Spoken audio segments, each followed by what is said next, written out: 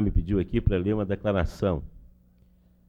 Declaro para todos os fins de direito que os senhores José Edmar de Castro Cordeiro e Wilson Ferreira de Lima são eleitores filiados desde hoje, dia 15 de fevereiro de 2005, ao nosso partido, sendo que a relação de filiados do PRONA-DF será enviada ao Tribunal Regional Eleitoral na data prevista na legislação em vigor.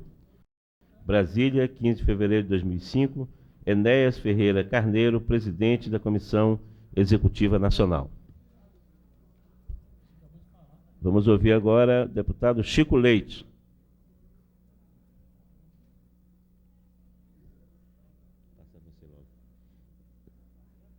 Vamos ouvir o deputado Paulo Tadeu.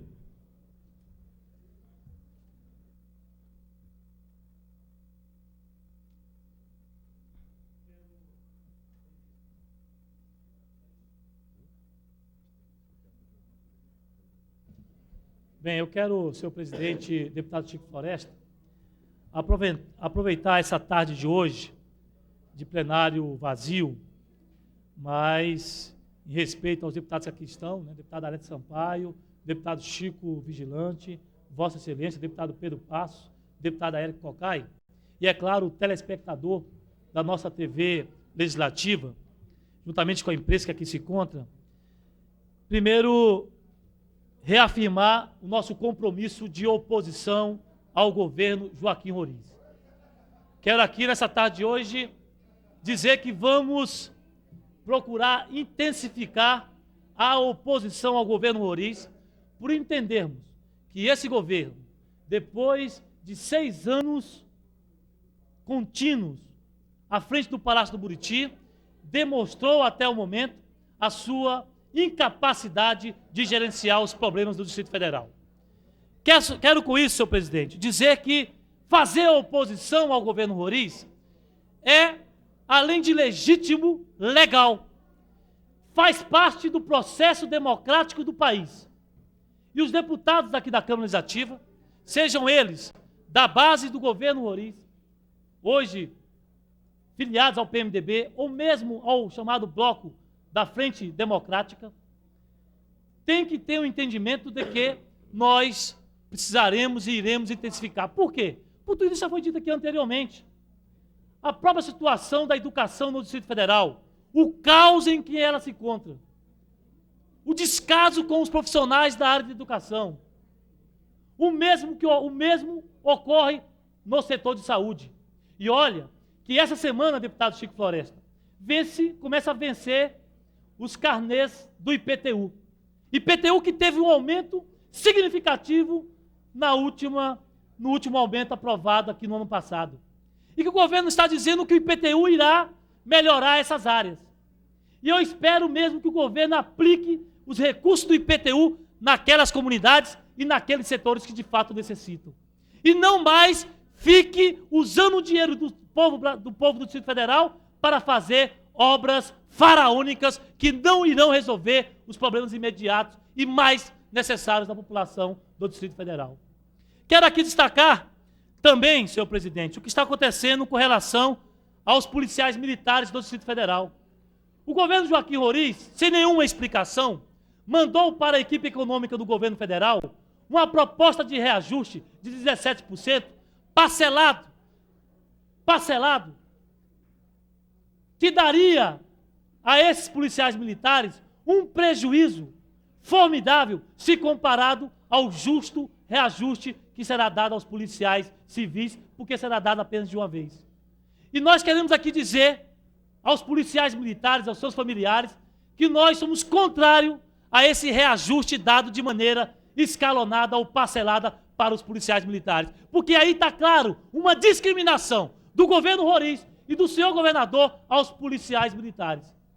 Então entendo eu que essa casa deveria e deverá, na minha opinião, se manifestar junto ao governo federal, dizendo a ele que não adote a política pedida pelo governo Roriz, mas que dê o reajuste aos policiais militares da mesma maneira que estará sendo concedido aos policiais civis. Porque isso é justo.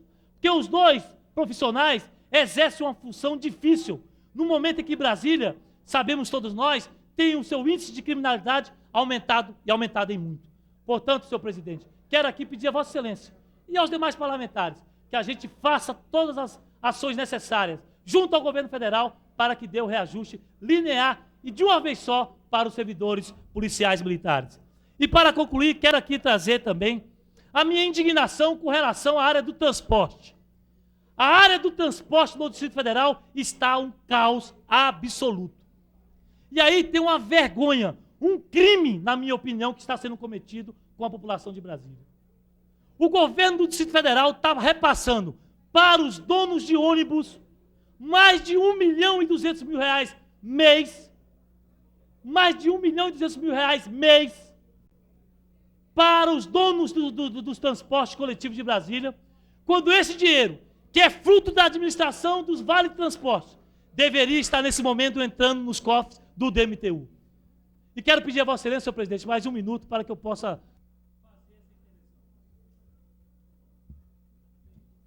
Agradeço a Vossa Excelência e quero continuar dizendo o seguinte. E mais vergonhoso é que essa casa, deputado Chico Floresta, deputado Fábio Barcelos, presidente dessa casa, não quer votar um projeto que foi enviado aqui para a Câmara em maio do ano passado, que transferia esses recursos que hoje está ficando de maneira indevida na mão dos donos de ônibus dessa cidade, que, aliás, prestam um péssimo serviço à população de Brasília. Esse dinheiro que está indo para eles deveria, desde maio do ano passado, já estar entrando nos cofres do DFTrans, que é o órgão regulamentador e fiscalizador do transporte público de Brasília. E nós sabemos que a população de Planaltina, de Sobradinho, do Gama, da Ceilândia, de todas as cidades do Distrito Federal, estão se queixando do péssimo serviço que é hoje proporcionado à população através do transporte público. Vou conceder 2 minutos, dada a relevância do tema que Vossa Excelência está abordando. E é interessante, senhor presidente, que o governador Roriz divulgou recentemente que estava indo ao Banco Interamericano pedir empréstimo de aproximadamente R$70 milhões para fazer a reestruturação do sistema. Ora, se o governo está abrindo mão de mais de R$1.200.000 mês, que significa mais de R$13 milhões ano, ora, nós temos é que denunciar ao Banco Interamericano do que está sendo feito no Distrito Federal. Olha, ao mesmo tempo que o governo pede dinheiro ao Banco Interamericano para reestruturar o transporte, o governo abre mão de mais de R$1.200.000. E essa Câmara, que eu diria é mais vergonhosa ainda, não quer votar esse projeto desde maio do ano passado, porque aqui existe a bancada que defende os interesses dos donos de ônibus aqui de Brasília. Essa é a verdade. Porque tem que botar o projeto aqui para votar. O projeto estava em regime de urgência. Inexplicavelmente, a bancada ligada aos donos dos ônibus veio aqui e pediu, e o governador atendeu e retirou o regime de urgência desse projeto. Ora, durante a convocação extraordinária, a imprensa de Brasília bateu e bateu com razão, diria eu, nos altos gastos que os cofres públicos teve que arcar com a convocação extraordinária. Mas é interessante como não se fala desses R$1.200.000 que saem para os donos de transporte. E eu quero então aqui, senhor presidente e deputado Chico Floresta, pedir a Vossa Excelência, que Vossa Excelência, juntamente com o deputado Fábio Barcelos, coloque em pauta, imediatamente, em regime de urgência, a discussão e a aprovação desse projeto, para que a gente possa sanar esse vício que está acontecendo hoje no Distrito Federal. Muito obrigado, senhor presidente, e eu espero que o transporte de Brasília, de fato, melhore, porque está um caos. Senhor presidente. Questão de ordem, presidente da nossa casa, deputado Fábio Barcelos. Aqui?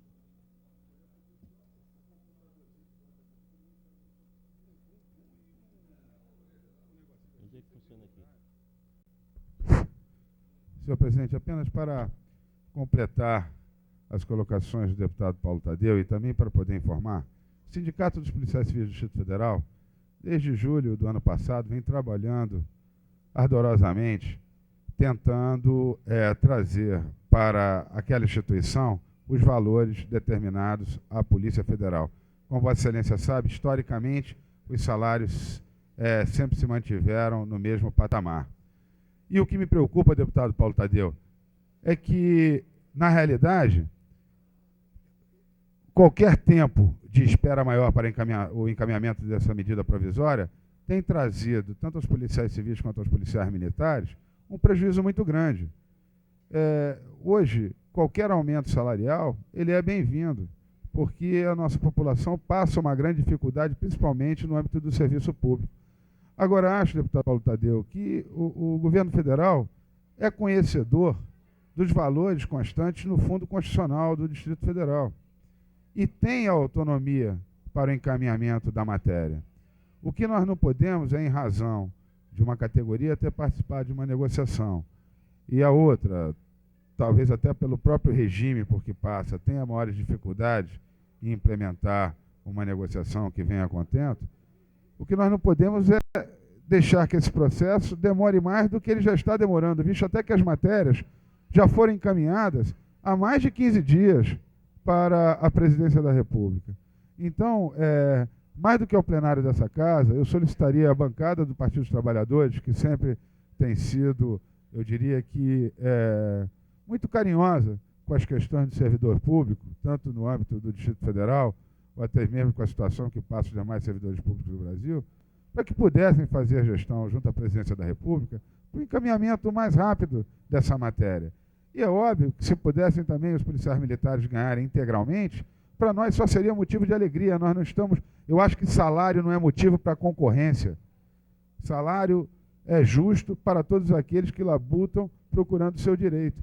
E é de fundamental importância que os servidores da Polícia Militar também ganhem esse salário, ganhem esse reajuste de forma integral. Mas eu diria que hoje essa matéria está muito mais na mão da Presidência da República do que do próprio governo do Distrito Federal.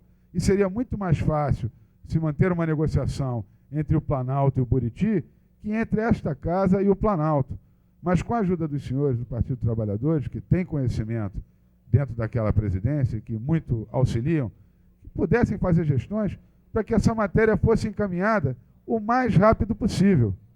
Porque assim nós acabaríamos de uma vez por todas com a agonia que hoje passam, não só os policiais militares, mas também os policiais civis.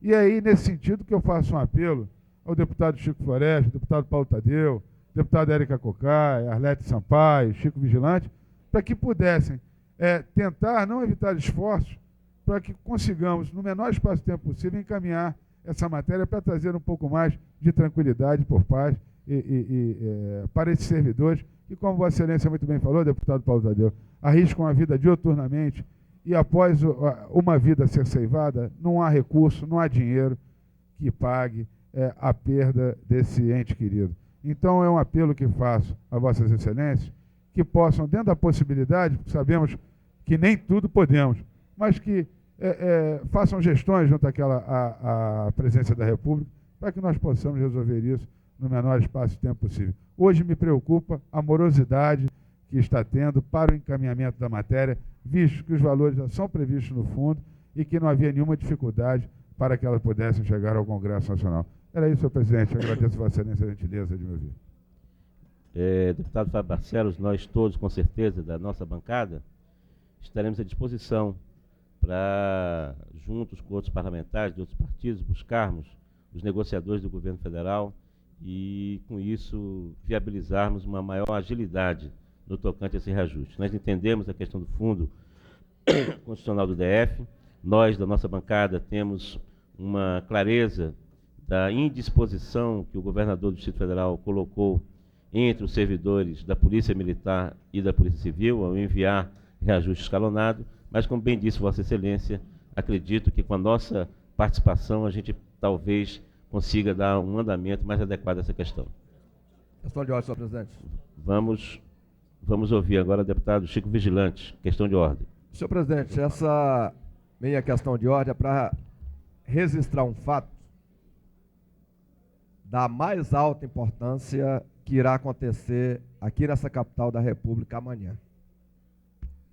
Amanhã se dará, deputado Chico Floresta, o julgamento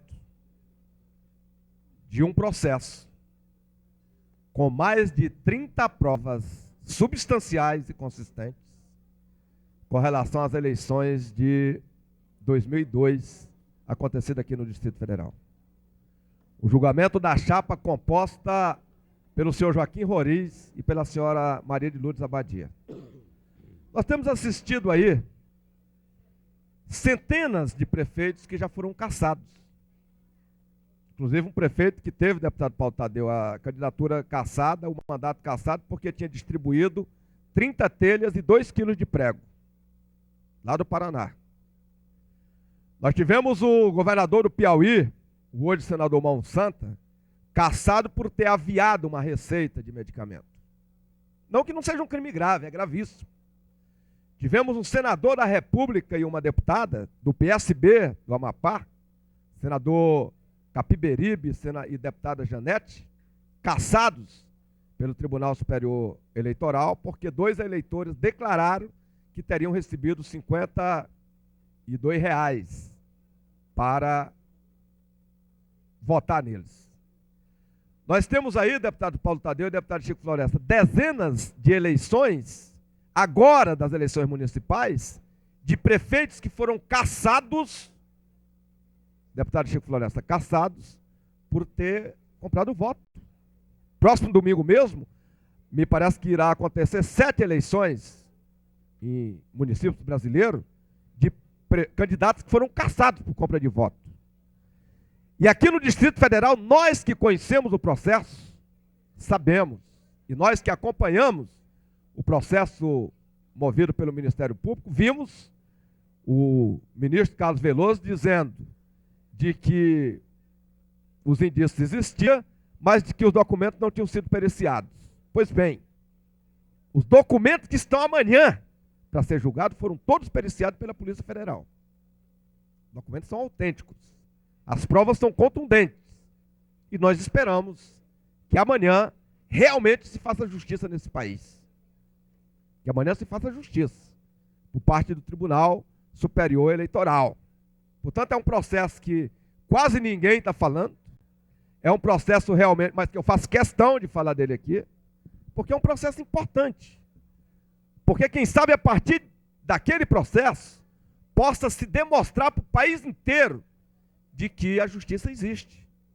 Que não pode ter impunidade, principalmente nas questões eleitorais. E que não pode também julgar, demorar, sabe, até que o mandato termine para poder tomar uma posição. Até bom que esse processo esteja concluído, esteja na pauta e que seja julgado amanhã. Isso é muito importante. Dito isso, senhor presidente, eu quero registrar aqui uma estranheza. Ontem aconteceu um fato muito importante aqui. A Câmara Legislativa, de maneira autônoma, tomou uma atitude que não é natural, que foi derrotar um projeto do Executivo. Não era natural, normal. Derrotamos porque entendemos de que ele não era um processo correto, que ele era um projeto nocivo para a sociedade. E eu não sei porquê, senhor presidente, somente o Jornal do Brasil registrou esse fato. Isso é notícia. Isso é um fato importante. E eu estou aqui a perguntar por que só o Jornal do Brasil falou disso. Não é? É uma indagação que fica. Bem como também um outro fato, que eu não concordo com ele, mas que também é notícia, deputada Érica Cocai, que é a liminar lá do deputado Pedro Passo. Não concordo com ela, mas é notícia. E ninguém falou nada também. Portanto, eu fico aqui a perguntar o que está acontecendo. Muito obrigado.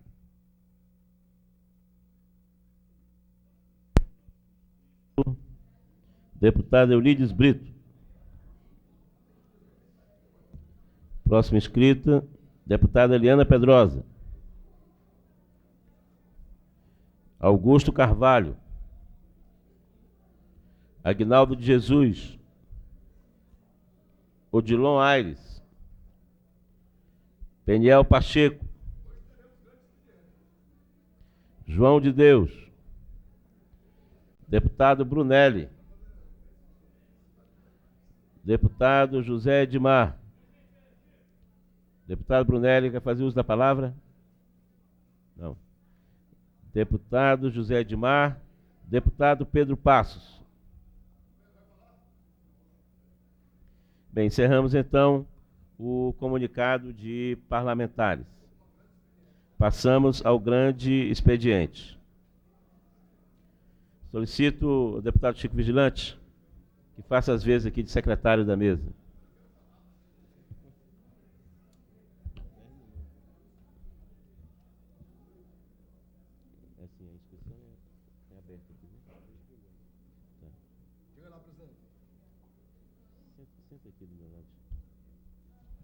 Bem, grande expediente. Vamos fazer a chamada pela ordem dos parlamentares. Deputada Érica Cocai. Deputada Arlete Sampaio. Deputado Chico Vigilante.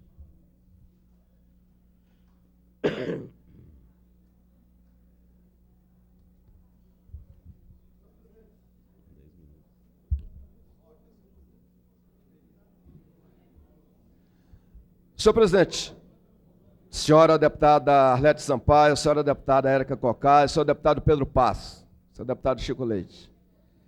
Esse é um momento, é uma prática que a gente precisa, sabe, deputada Érica Cocai, fazer com que ela fique instituída efetivamente nessa casa, que é o grande expediente. É no grande expediente que se debate as grandes ideias, se pode se debater os problemas da cidade também, com mais tempo. É assim no Parlamento Brasileiro, lá no Congresso Nacional. Devo dizer que eu não perdi um único expediente lá no Congresso Nacional. E hoje eu quero me ater aqui a um assunto local, já passado aqui pela deputada Érica Cocai e pelo deputado Paulo Tadeu, e que agora nesse espaço nós poderemos debater com mais tempo, que é a falência do sistema de transporte coletivo do Distrito Federal. Deputada Érica Cocai, o transporte está falido. O sistema de transporte público do Distrito Federal simplesmente acabou. Dá pena ver as pessoas que andam de ônibus nessa cidade hoje. Eu moro na Ceilândia, todo dia que eu venho da Ceilândia, passo, deputado Pedro Passos, pelo menos 4 ônibus quebrados. Ao longo da estrada, as pessoas encostadas ali. Nós temos a passagem mais cara do Brasil. A passagem mais cara. E temos hoje o pior sistema de transporte do Brasil. Está no Distrito Federal. E eu conversava, deputado Chico Leite, com proprietários de empresas, indagava deles por que a qualidade caiu tanto. E eles me diziam de que vai cair mais ainda. Diziam que não tem, deputada Érica Cocai, disposição nenhuma de renovar a frota. Nenhuma para renovar a frota. Diziam, deputado Chico Leite, que hoje a arrecadação só está dando para pagar salários e nem os encargos sociais estão sendo pagos. Nós temos hoje centenas de ônibus no Distrito Federal com pneus carecas, com os motores fumando, porque simplesmente a pirataria instituída no Distrito Federal, com a conivência do governo do Distrito Federal, liquidou com o sistema de transporte público do Distrito Federal. Nós promovemos aqui, no ano passado, um seminário sobre o transporte público, com a presença de especialistas da área. Na época esteve nesse seminário o então secretário de Transporte do Distrito Federal, o senhor Zé Geraldo Maciel, trazia um plano muito bom, mas a verdade é que esse plano até hoje não saiu do papel. E o que nós estamos vendo é crescer ainda mais a pirataria no Distrito Federal. E ficam todos, deputado Chico Floresta, o governo do Distrito Federal, tentando passar a ideia de que vai resolver o problema do transporte público com o metrô, e não vai. Quando o metrô tiver concluído até Ceilândia, com todas as estações funcionando, deputado Paulo Tadeu, só irá transportar 14% dos usuários de transporte público do Distrito Federal. Deputado Paulo Tadeu, é esse o número que será transportado pelo metrô, somente 14%. Portanto, é a falência do sistema de transporte público do Distrito Federal. Devo dizer a esta casa que, caso eu venha a ser eleito presidente da Comissão de Defesa do Consumidor, esse é um tema que eu vou fundo nele. Deputado Chico, eu queria uma parte de Vossa Excelência. Você da parte da Vossa Excelência, com muito prazer. Bem, eu quero, é claro, reforçar as palavras de Vossa Excelência, deputado Chico, dizendo que, de fato, o transporte de Brasília hoje é um caos. Todas as iniciativas que essa casa teve, e que foram boas iniciativas, foram boicotadas pelo governo. Vossa Excelência fez aqui um seminário, que saiu daqui propostas importantes para o transporte, e o governo simplesmente arquivou todas aquelas propostas que daqui saíram. Logo em seguida, deputado Chico, você se recorda bem daquele projeto que nós fizemos com relação à reestruturação do sistema? O governo apenas adotou as medidas que lhe interessavam, e que não eram as medidas que interessavam ao povo do Distrito Federal, e o que é pior, mais uma vez arquivou as boas propostas. Depois, a Câmara Legislativa chamou aqui o secretário de Transporte, deputado Chico Floresta, para fazer aqui essa casa e dar a essa casa explicações do caos que está hoje esse transporte. O que aconteceu? O secretário de Transporte não veio, mandou alguns assessores e esses assessores se negaram a responder às perguntas dos deputados, o que demonstra o descaso do governo Roriz com o transporte de Brasília. E mais uma vez, deputado Chico Vigilante, quero reforçar suas palavras, dizendo que existe aqui nessa casa, nesse nosso meio, uma vergonha, e eu diria, um desvio de recursos públicos para as mãos dos poucos empresários dessa cidade, que prestam um péssimo serviço à população. Eu quero dizer, Vossa Excelência, que estive no Gama, recentemente, onde a população do Gama está simplesmente revoltada com o transporte que hoje aquela população tem. O mesmo acontece em Planaltina, onde as comunidades mais distantes, como Arapuanga e outras comunidades, estão lá a ver navios, literalmente a ver navios, porque lá não tem transporte. E o governo não toma providência com relação a isso. E fica o tempo todo querendo pegar mais e mais dinheiro, inclusive do BID, para chamar a reestruturação. O governo não precisa desse dinheiro não, deputado Chico Vigilante. O governo não precisa desse dinheiro. O que o governo precisa é fazer aquele plano diretor que Vossa Excelência tanto defende, e nós também defendemos, que é o plano diretor de transporte, para ordenar esse setor tão importante para a população de Brasília. E essa casa tem que imediatamente, quero aqui mais uma vez pedir ao deputado Chico Floresta, que hoje preside essa casa, com uma questão de ordem, deputado Chico Floresta, que entre na ordem do dia a votação daquele projeto que tira dos empresários a administração do Vale Transporte e devolve ao DFTrans, que é o órgão regulamentador e fiscalizador. Portanto, quero parabenizar a Vossa Excelência, deputado Chico Vigilante, pela brilhante falação no que se refere hoje ao transporte de Brasília, que infelizmente é um caos, e tem culpa, e tem nome, se chama governador Roriz. Eu agradeço a parte de Vossa Excelência e incorporo ao meu pronunciamento. Concedo a parte ao nobre deputado Chico Leite. É uma honra, deputado Chico Vigilante, muito obrigado.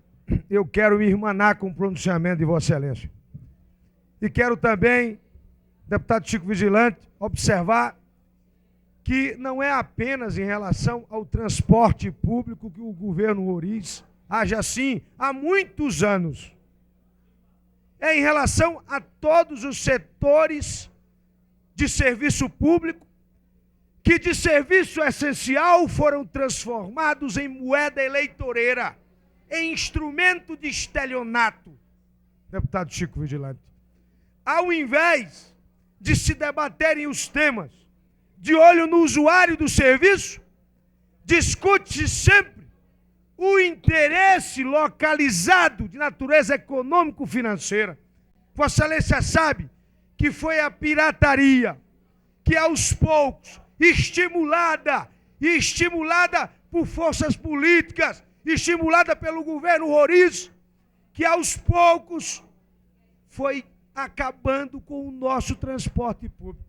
A par da ausência do plano diretor, e não se quer o plano diretor, sabe por quê, deputado Chico Vigilante? Para que eles não fiquem engessados, eles, os gestores do governo Roriz, não ficando engessados, porque não tem uma linha obrigatória a seguir em defesa do povo, do usuário. O que eles querem fazer é usar isso como moeda eleitoral. Cada grupo, digamos assim, grupelho formado representa, na verdade, um volume de votos para manter a dominação e não um grupo de pessoas a servir a população. Nessa casa, Vossa Excelência lembra, ainda nessa sessão legislativa, uma denúncia que saiu gravíssima do pagamento de propina, deputado Chico Vigilante, por parte de um grupo para obter a renovação.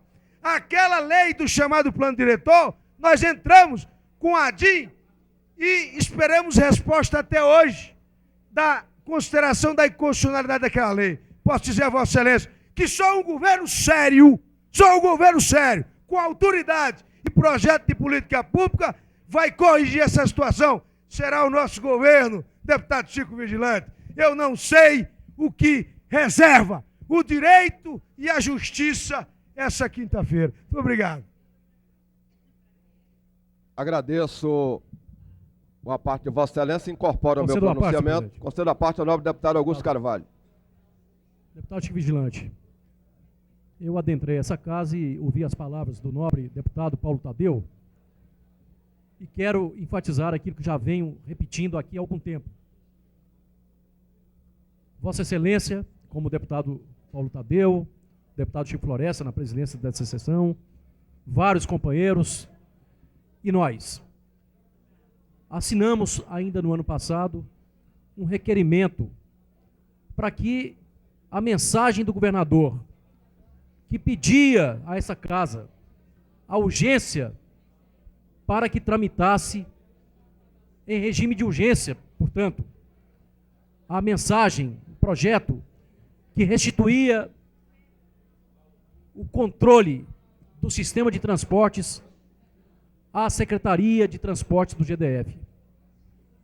Desde o dia 4 de abril, senhor presidente, senhor deputado Chico Vigilante, nós estamos aguardando que a liderança do governo, que padece de uma ciclotimia, algumas vezes pede um rito sumário na apreciação de matérias que envolvem, muitas vezes, créditos suplementares na monta de milhões de reais.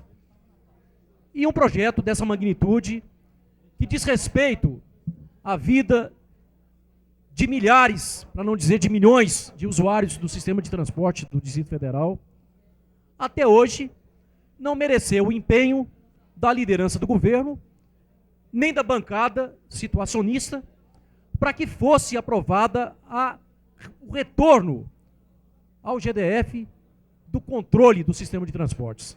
Portanto, desde abril, senhor deputado, me louvando nas palavras que estão contidas na mensagem do senhor governador. Desde aquela época, estavam quitados os valores, presumidos valores necessários ao ressarcimento das empresas de transportes por conta daquela compensação do Caixa Único. Enfim, arrumaram um débito que existia para com as grandes empresas de transporte do Distrito Federal e o governo, baseado nos dados do BRB, já em abril do ano passado, dizia que a conta estava quitada. Portanto, não tem sentido que essa casa continue se omitindo em razão de uma mensagem fundamentada pelo senhor governador, dizendo que os empresários não tinham mais nenhuma justificativa para deter o controle daquele sistema que colocava nas suas mãos mais de R$1 milhão ao mês para poder gerir o tal do sistema de transporte de Brasília. Portanto, deputado Chico Vigilante, eu quero, agradecendo a Vossa Excelência por essa parte e reiterando as palavras do nobre deputado Paulo Tadeu, que colocou essa questão do transporte, precisamos do plano diretor para ver o que nós vamos ter de transporte aqui no Distrito Federal. Transporte sobre duas rodas, que cada vez mais é uma realidade aqui na capital da República, com acidentes, sem nenhuma regulamentação, Não sabemos como é que vai ser o projeto de integração. Vai ser esse ano? Como é que vai ser? Né? E mais do que isso, presidente, senhor deputado Chico Vigilante, como que vai se estruturar esse sistema e quem que vai gerir esse sistema? Portanto, nós não podemos permitir que mais um mês seja corrido na conta dos empresários, daqueles que, aos pequenos empresários do sistema de transporte coletivo, deputado Chico Vigilante, como Vossa Excelência muito bem o conhece. Aqueles, os tubarões, que se apoderam desse recurso, sangrando inclusive os seus concorrentes, principalmente os menores concorrentes. É necessário que se tenha cobro. E eu espero que o nobre presidente dessa sessão, deputado Chico Floresta, que integra o colegiado dessa mesa, possa ser o nosso advogado desse amplo espectro de forças que aqui estão representadas, que já solicitaram por ofício, por requerimento, para que a matéria transite em regime de urgência e que nós possamos definitivamente esclarecer o que anda acontecendo com o sistema de transporte, quem que anda se prevalecendo desses valores que são repassados ao pequeno grupo de empresários que empolgou o controle desses recursos volumosos. Obrigado. Eu agradeço a parte de Vossa Excelência e incorporo ao meu pronunciamento. Mas, conforme eu falava, senhor presidente deputado Chico Floresta, se eu vier a assumir a presidência da Comissão de Defesa do Consumidor, eu vou fundo nessa questão do transporte do Distrito Federal.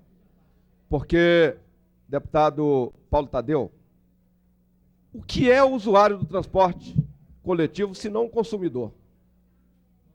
Que teria que ser tratado como um cliente. Teria que ser tratado como um cliente. Ele é muito mais importante do que o cidadão ou a cidadã que vai numa loja comprar um sapato. Porque a loja de sapato você tem milhares para escolher. Transporte coletivo você tem algumas empresas. Um ônibus todos padronizados do mesmo jeito. É um monopólio, onde as pessoas são escravas desse monopólio. Onde as pessoas não têm direito a absolutamente nada. Você da parte da Vossa Excelência, nobre deputada Érica Cocai. Se o senhor me permite responder o que é o usuário de transporte público do Distrito Federal, eu diria que é um verdadeiro passageiro da agonia. Porque não é apenas que a frota está ultrapassada, está sucateada, está realmente sucateada. Nós temos dados que indicam que mais de 70% da frota do Distrito Federal está para além do seu prazo limite de uso. Portanto, é um desrespeito com a própria população, que a submete a transportes velhos, transportes já com seu prazo de vencimento largamente vencido e que a população continua tendo que utilizar por falta de opção. Mas, para além disso, deputado Chico Vigilante, também aqui não se utiliza os instrumentos e os chassis necessários para um transporte que carreguem pessoas. Aqui, parte da estrutura dos ônibus, que é mais barata, são utilizadas de caminhões. Agora, caminhões não foram feitos para carregar pessoas, gente. Foram feitos para carregar, talvez, gado, carga, soja, enfim, tantos outros produtos. Nós, o usuário de transporte público, não é tratado enquanto ser humano. E o que mais nos chama a atenção é que foi criada aqui nesta casa, deputado Chico Vigilante, que eu tenho certeza que com o seu brilhantismo, Vossa Excelência terá todas as condições de dar continuidade, com muito mais dimensão e amplitude, uma frente de combate ao transporte pirata e de melhoria do transporte público do Distrito Federal, por iniciativa da Comissão de Defesa do Consumidor, porque os passageiros, os usuários do transporte público, são realmente consumidores, e são consumidores de fato. Porque é preciso estabelecer dois parâmetros. Um é a melhoria do transporte público, e que nós possamos aqui ter um transporte público de qualidade barato, porque é o transporte público mais caro, porque é um ciclo vicioso. Você tem a pirataria, que tirou por volta de 30% da receita do sistema, ao que tudo indica, que provocou demissão de 4.000 ou mais trabalhadores do transporte público, trabalhadores rodoviários, e essa pirataria, ao tirar a receita, faz com que o sistema de transporte oficial tenha que penalizar o consumidor, aumentando e majorando a passagem e diminuindo a qualidade do transporte público para suprir uma parte do que está sendo levado pela pirataria, que não tem qualquer sorte de fiscalização. Porque não adianta, e várias vezes o secretário de Transporte, deputado Chico Floresta, esteve aqui e disse da sua disposição de combater a pirataria. Ora, palavras são palavras e se perdem ao vento. É preciso ações para dizer que o GDF realmente quer combater a pirataria e acabar, inclusive, com o argumento dos empresários que é a pirataria que os impede de desenvolver um transporte público de qualidade. Portanto, há que se ter ações nesse sentido. Aí, pasmem, existem poucas dezenas de fiscais do transporte público aqui no Distrito Federal. Existem poucas dezenas, e impossível fiscalizar não só a qualidade do transporte oficial, como coibir o exercício da pirataria, que é o universo da desregulamentação. Tive a oportunidade de, há alguns anos atrás, estar em um seminário em Lima, e ali me surpreendeu o sistema de transporte, que é completamente desregulamentado. Hoje o ônibus passa de manhã, e se o proprietário o quiser, ele simplesmente não faz o ônibus circular à tarde, porque é desregulamentado. A mesma coisa com os táxis, a mesma coisa com o transporte alternativo. Isso significa o quê? Que o modelo perseguido pelo governo do Distrito Federal é o modelo da desorganização para estabelecer qualquer tipo e sorte de alianças pontuais que o interessa do ponto de vista eleitoral. Por isso a aliança implícita que se dá nesta cidade com a pirataria e por isso a destruição do DF-Trans. Ora, quem é que fiscaliza a pirataria e a qualidade dos transportes? É o DF-Trans. Várias vezes, ao ligar para o DF-Trans, você não tinha quem atendesse na outra ponta porque o telefone estava cortado.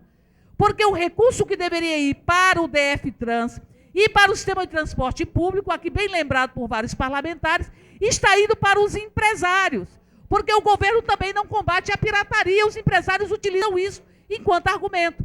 Então é mais de 1 milhão que está saindo dos cofres públicos, inclusive para fiscalizar a pirataria e para fiscalizar as condições de transporte, que está indo para os bolsos dos empresários. E, obviamente, que essa casa fez uma opção. Fez uma opção. É uma opção da maioria dessa casa, ou de alguns parlamentares, de não proceder à votação e à correção desta injustiça com o povo do Distrito Federal, de estar engordando os bolsos dos empresários de transporte e com mais de 1 milhão por mês, quando esses recursos deveriam ir para proporcionar um bom transporte de qualidade. Portanto, é o seguinte, era importante e urgente, primeiro que esta casa possa votar o projeto que aqui está. E vai completar, daqui a alguns meses, 1 ano que ele está deitado e embalado pelos anseios dos empresários de transporte. É preciso que com essa nova correlação de forças, com os ventos que sopram nesta casa, de esperança de uma casa realmente sem paredes e abraçando os anseios da sociedade, que nós possamos estar votando esse projeto e estarmos aqui fazendo uma discussão para um plano diretor de transporte. Plano diretor de transporte que possa considerar todas as facetas do transporte público nesta cidade e que possa atender ao usuário de transporte público. E aí, deputado Chiflante, eu encerro com isso, porque que o governo do Distrito Federal nunca se empenhou em elaborar realmente um plano diretor de transporte e transforma este verdadeiro caos, essa verdadeira bagunça constituída por alianças pontuais com piratas, com empresários, enfim. Por que o governo do Distrito Federal não tem interesse em planejar o transporte público do Distrito Federal? Não tem interesse, porque tudo que é planejado pode ser melhor acompanhado, melhor controlado, e tudo que é planejado impede que aquilo e as negociatas e os acordos com segmentos específicos possam vingar de forma vigorosa. Era isso, deputado Chico Vigilante, e eu encerro aqui o meu à parte. Eu agradeço a parte de Vossa Excelência e incorporo o meu pronunciamento. A palavra da deputada Arlete Sampaio. Eu serei bastante breve, deputado Chico Vigilante, para que você tenha tempo para concluir a sua intervenção. Quero apenas dizer que o ano passado nós fizemos, a bancada do Partido dos Trabalhadores, a convocação a esta casa do senhor secretário de Transportes para que ele explicasse à Câmara Legislativa o projeto que o governador Roriz encaminhou ao Banco Interamericano de Desenvolvimento, solicitando um empréstimo de 135 milhões para organizar o transporte coletivo do Distrito Federal. Na ocasião, o secretário encaminhou a esta casa alguns dos seus assessores, e na abertura dos trabalhos, esses assessores declararam que não tinham condições de explicar a situação do plano que o governo encaminhou ao BID. Eu quero aqui, senhor presidente, retomar a ideia, porque não é possível que o governo do Distrito Federal apresente um projeto para a busca de recursos públicos, de recursos a bancos internacionais, e, ao mesmo tempo, esta casa não tenha sequer conhecimento de que projeto é esse, qual é o alcance desse projeto, ao mesmo tempo em que o governo se recusa a fazer um plano diretor de transporte do Distrito Federal. Então, eu quero aqui retomar essa proposta da bancada do Partido dos Trabalhadores, de que nós reafirmemos a necessidade de que esta casa conheça aquele plano que está submetido pelo governo do Distrito Federal ao BID, a título de solicitação de empréstimos para aplicação aqui no Distrito Federal. Eu agradeço a parte de Vossa Excelência, incorporo ao meu pronunciamento, e quero dizer que essa questão do transporte público do Distrito Federal, ela tem que ser, deputado Chico Floresta, uma prioridade nessa casa. São tantas as denúncias, o descalabro é tamanho, que eu não tenho dúvida em afirmar que talvez o melhor caminho para investigar tudo isso seja a CPI do transporte público do Distrito Federal. E devo dizer a Vossa Excelência, presidente Chico Floresta, a deputada Érica Cocai, a nossa líder de bancada, deputado Augusto Carvalho, deputado Arnete Sampaio, deputado Chico Leite, de que a partir de amanhã estarei coletando assinaturas aqui nessa casa para que possamos fazer uma CPI, para investigarmos a fundo essa questão do transporte público do Distrito Federal. Investigar a pirataria, investigar em todo o seu teor a falência do sistema de transporte público aqui do Distrito Federal. Portanto, amanhã, deputada Érica Cocai, estarei coletando assinaturas de um requerimento para a constituição de uma CPI para investigar a situação do transporte público no Distrito Federal. Porque aí o secretário não terá como se negar de vir, porque ele virá obrigado a depor aqui pela uma CPI. Bem como os proprietários de ônibus, bem como o chefe dos piratas.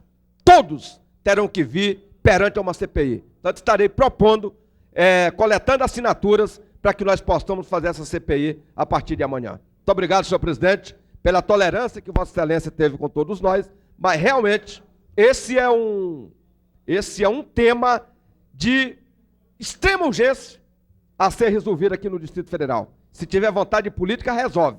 Nós vimos de que a nossa prefeita de São Paulo, a Marta Suplicy, colocou de uma única vez 1.000 ônibus novos para circular. Nós vimos agora, deputada Érica Cocai, que o governo do México, o governo do Chile, lá na cidade de Santiago, do Chile, o governo acaba de adquirir, deputado Chico Floresta, 1.500 ônibus aqui no Brasil, para a renovação da frota, porque eles resolveram intervir no caos que era o transporte público em Santiago do Chile. Portanto, 1.500 ônibus foram adquiridos aqui no Brasil. Portanto, nós temos as indústrias prontas a fabricar, temos a Caixa Econômica Federal pronta a financiar. O que é que falta, se não vontade política para acabar com essa bagunça que existe hoje no Distrito Federal? Quando alguém quer, tem coragem, tem vontade, acaba. É só verificarmos a situação de Goiânia, onde o prefeito Pedro Wilson colocou ordem, é só colocar a situação de Recife, onde o prefeito João Paulo conseguiu resolver a situação do caos que era o transporte público lá em Recife.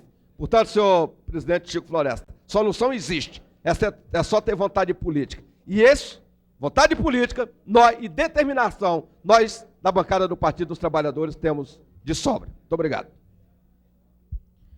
E parabenizar o deputado Chico Vigilante por seu discurso no grande expediente. Eu que renovei por mais 2 vezes o tempo a ser concedido, lembrando que passamos direto ao grande expediente em função de não alcançarmos quórum para a ordem do dia. Vou continuar fazendo a chamada dos seus parlamentares que queiram fazer uso da palavra no grande expediente. Deputado Arlete Sampaio, deputado Chico Vigilante, fez uso agora, Chico Leite,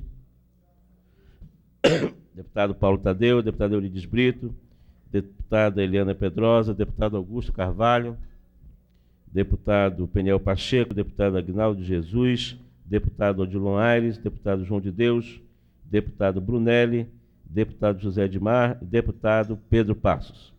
Antes de encerrar, quero dizer que a questão de ordem levantada pelo deputado Paulo Tadeu, consultei a assessoria da mesa e informo que a assessoria irá colocar esse projeto em debate na mesa diretora e, posteriormente, no Colégio de Líderes, respondendo, então, a questão de ordem do deputado Paulo Tadeu, seguida por vários parlamentares. Deputado Chico Vigilante, Chico Leite, deputada Arlete, deputada Érica e deputado Augusto Carvalho. Sendo assim, nada mais tendo a tratar, considero encerrada a presente sessão.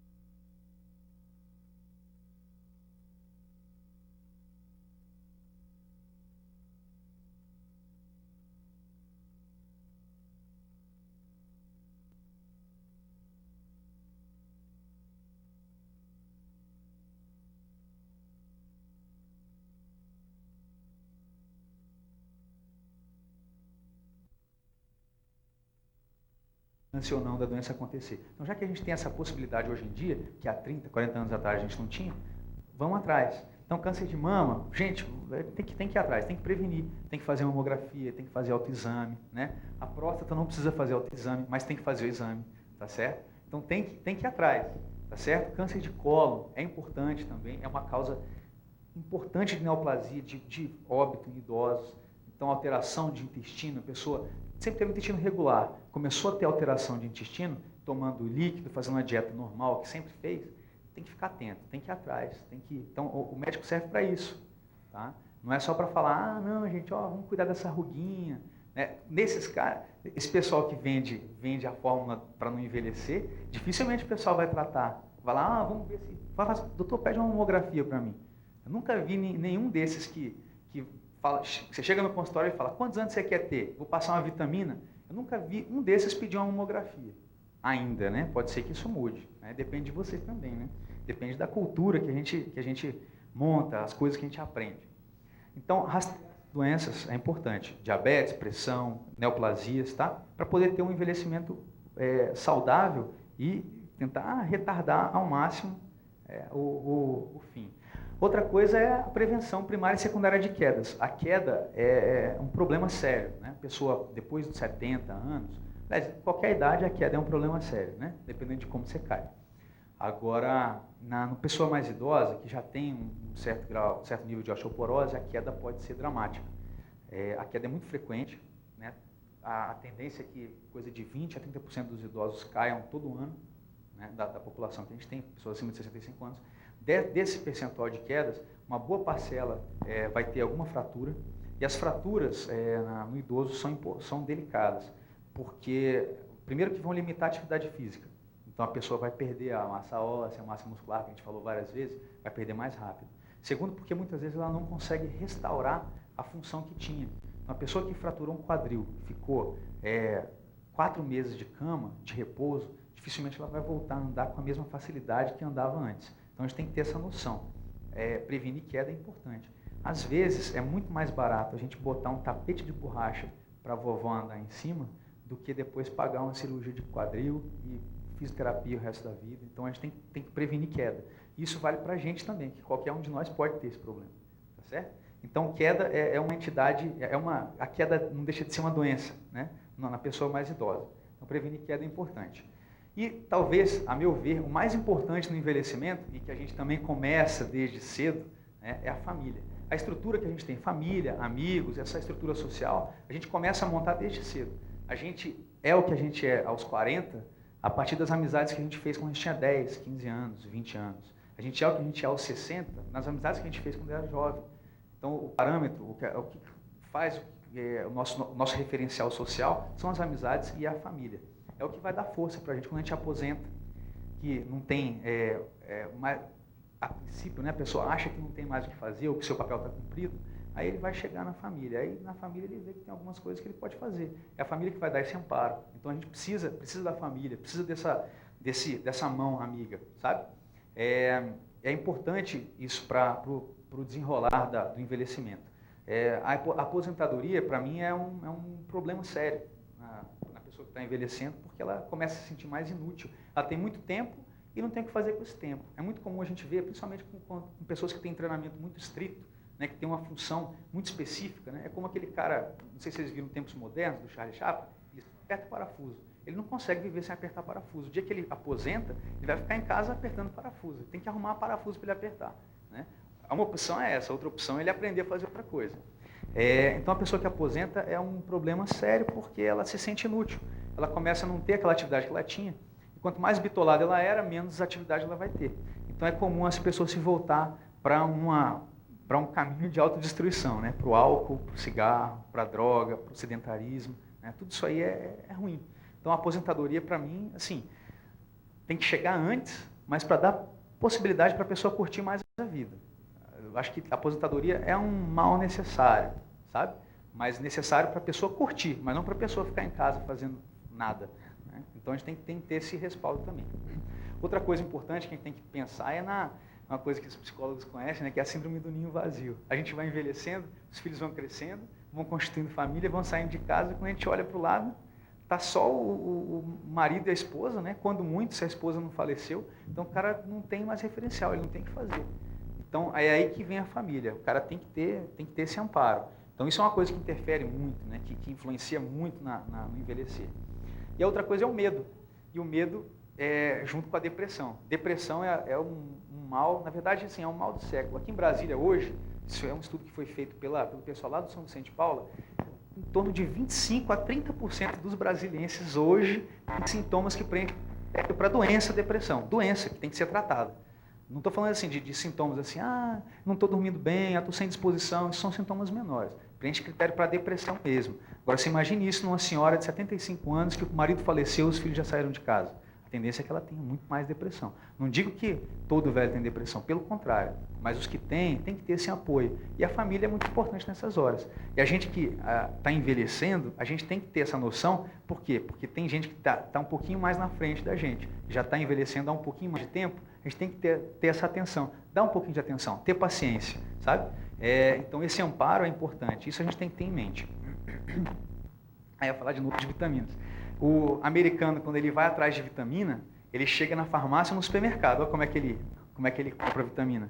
Porque para ele é muito mais barato a bolinha do que fazer o que a gente faz no Brasil. Graças a Deus a gente consegue fazer diferente.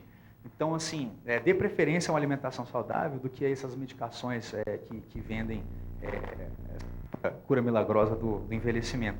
Até porque ela não existe, né? A vacinação, a gente que está começando a envelhecer, a gente tem que ter isso em mente. Por que a gente vacina? Pô, de vez em quando você pega um idoso que vacinou e fala, poxa, doutor, tomei a vacina e agora eu estou gripado. Pô, a vacina não é para o cara não ter gripe.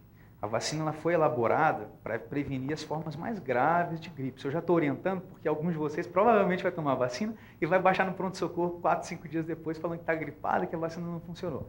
A vacina serve para prevenir as formas mais graves de gripe e que estão associadas à pneumonia, estão associadas a doenças mais sérias. Então a vacina não é para o cara não gripar, é para o cara não ter as formas mais graves. O cara vai continuar gripando, sabe?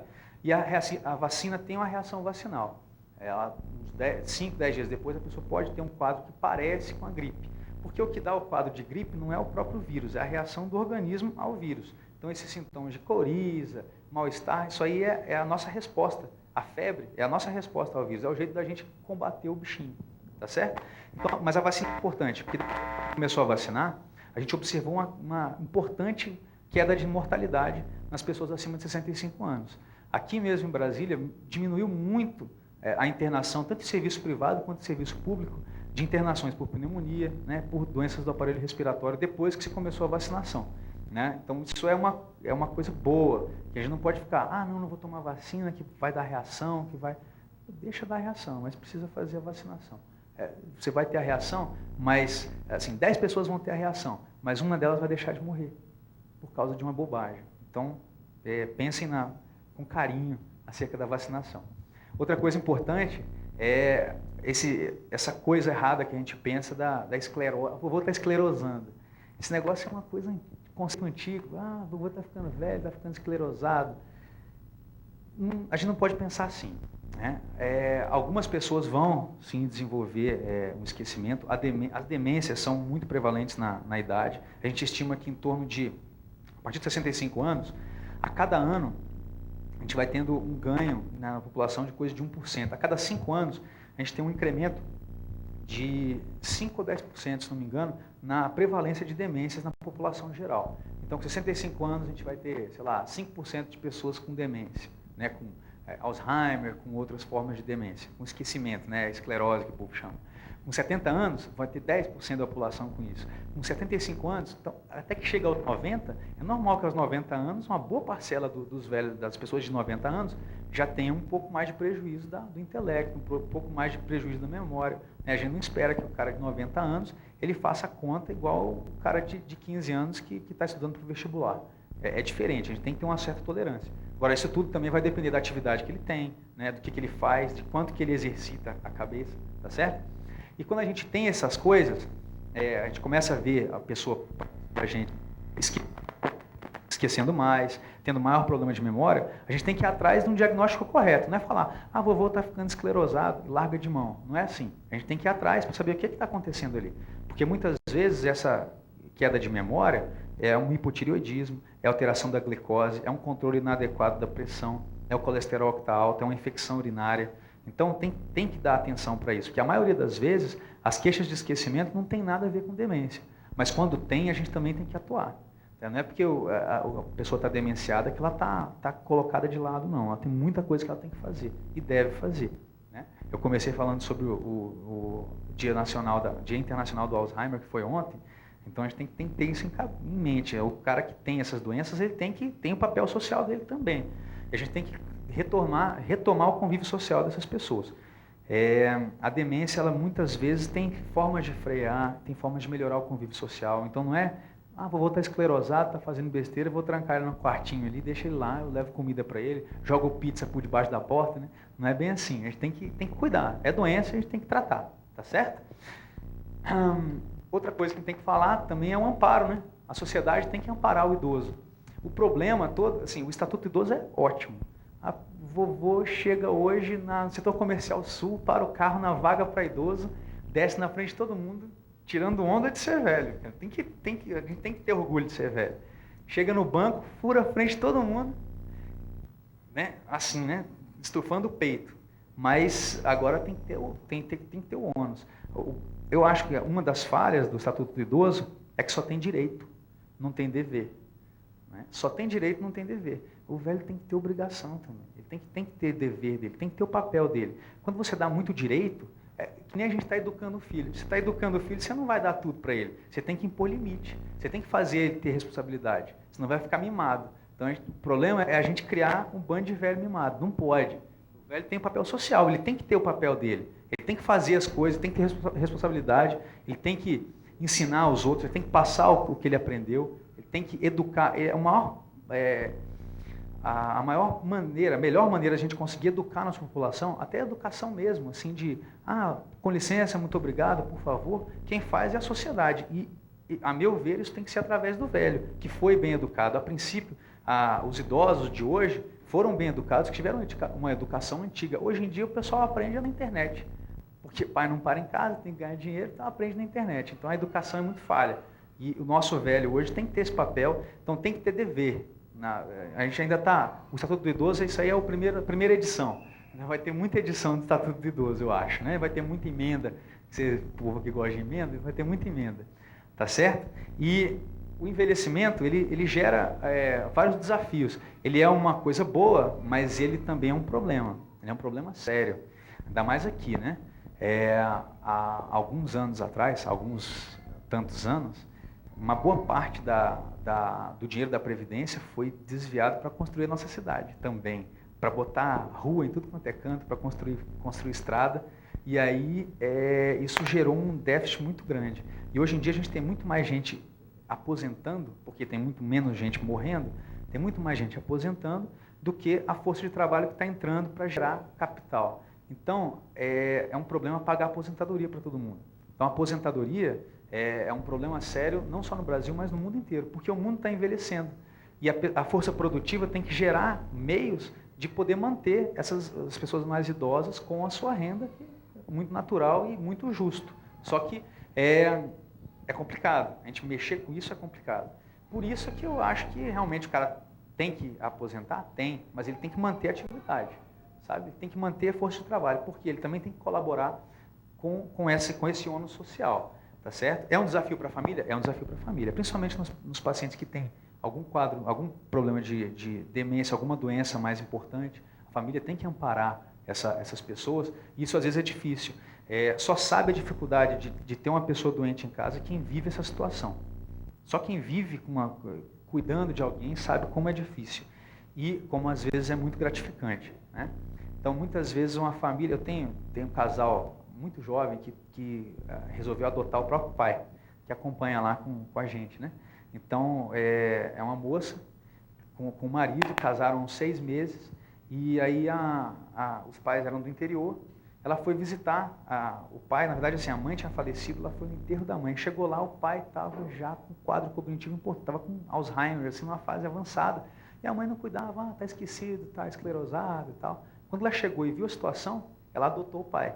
Então, hoje, o filho do casal é o pai. E eles estão cuidando. E é um problema? É um problema, mas também é uma coisa que está unindo muito esse casal. Então, é um casal que tem tudo para dar certo, porque, com todas as intempéries, eles cuidam com um carinho impressionante desse moço. E quando esse senhor, por acaso for a hora dele seguir o seu destino, com certeza eles vão ter que preencher esse vazio, eles vão acabar tendo muitos filhos, porque eles vão ter que preencher. Eles criaram uma necessidade de ter essa dependência, de ter alguém que dependa deles, que é muito bonito. Então a gente tem que ter essa noção. Com o envelhecimento também a gente tem que ter algumas medidas de promoção de saúde, que é o que a gente está fazendo aqui, estimulando o pessoal a fazer exercício, estimulando a comer bem, estimulando a viver melhor, né, a tomar alguns cuidados com a própria saúde, em suma, a cuidar da máquina. Isso também é um ônus para o serviço de saúde. Outra coisa que acontece, né, que o serviço de saúde é sobrecarregado. Por quê? Porque a população idosa aumenta muito mais, tem muito mais tempo, tem tempo de recorrer ao serviço de saúde. Muitas vezes não é porque é mais doente, não. É porque tem mais tempo de ir atrás. Porque tem muita gente jovem que é doente, mas não vai atrás. Sabe? Que tem problemas e não vai atrás. Porque a pessoa mais velha, ela tem mais noção e ela tem mais medo. Então ela vai atrás mais cedo. E isso abarrota toda a estrutura de saúde. Tá certo? Outra coisa que é importante é a aposentadoria, que eu já falei, né? Políticas públicas já estão sendo feitas, vocês sabem disso mais do que eu, né? É a propaganda da Câmara, né? As políticas públicas. E o desafio dos recursos humanos, que é o que eu falei, aquela história da mão de obra, que a gente está cada vez mais empregando as pessoas mais idosas, né? Entre aspas. Mas por quê? São pessoas mais qualificadas e a gente tem que reincorporar essa mão de obra. Não digo que não tem que aposentar, mas tem que arrumar coisa para fazer. Tá? Então, envelhecer é só uma questão de atitude. Você pode sentar no seu banquinho, no cantinho, e começar a chorar, esperar o seu tempo, ou você pode tomar uma atitude. Você pode começar uma atividade nova, pode, né, seguir destino.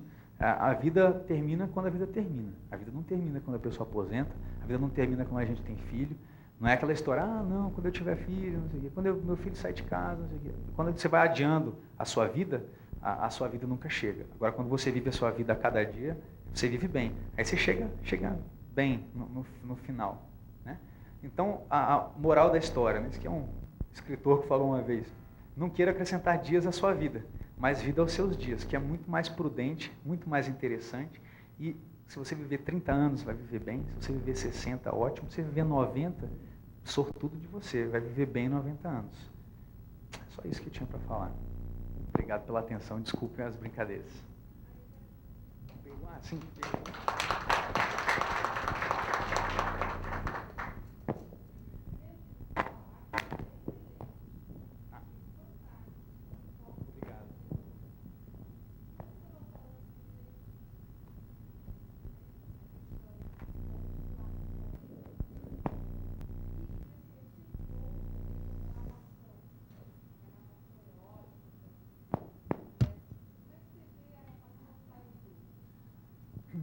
Olha, qualquer exercício é válido.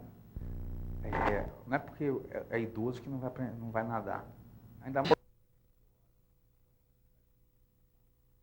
seguinte, a atividade física na água, ela é muito interessante para o idoso, porque é uma atividade de baixo impacto. Então você não vai ter grandes forças atuando no joelho, no quadril, você não vai ter, não vai sobrecarregar essas juntas. Então é interessante. A pessoa que já tem artrose, o ideal é fazer atividade física na água, hidroginástica. A hidroginástica ela é um pouco melhor do que a natação, porque ela força grupos musculares específicos. A natação é um exercício global, é ótimo, melhora o condicionamento cardiorrespiratório. O pessoal tem usado muito natação e hidroginástica para a reabilitação dos pacientes depois de infarto. Tem usado bastante e bem. Musculação também. Musculação, a esteira, mas a natação também é importante. Então todo exercício é válido, inclusive a natação.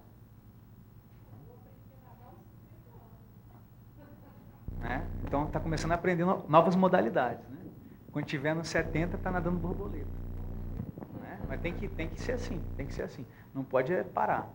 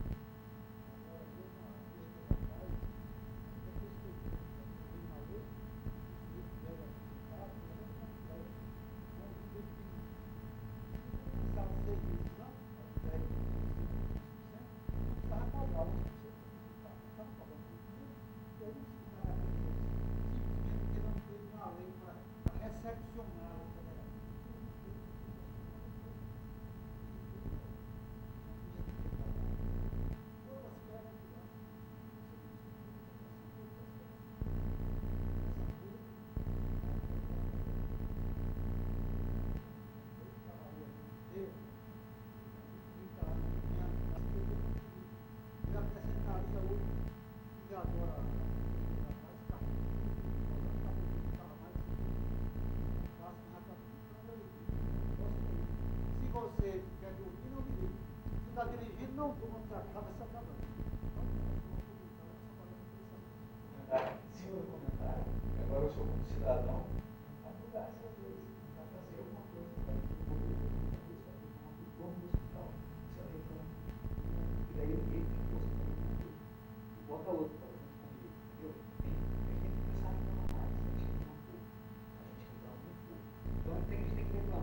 as outras pessoas ganharem, não só para a gente ganhar.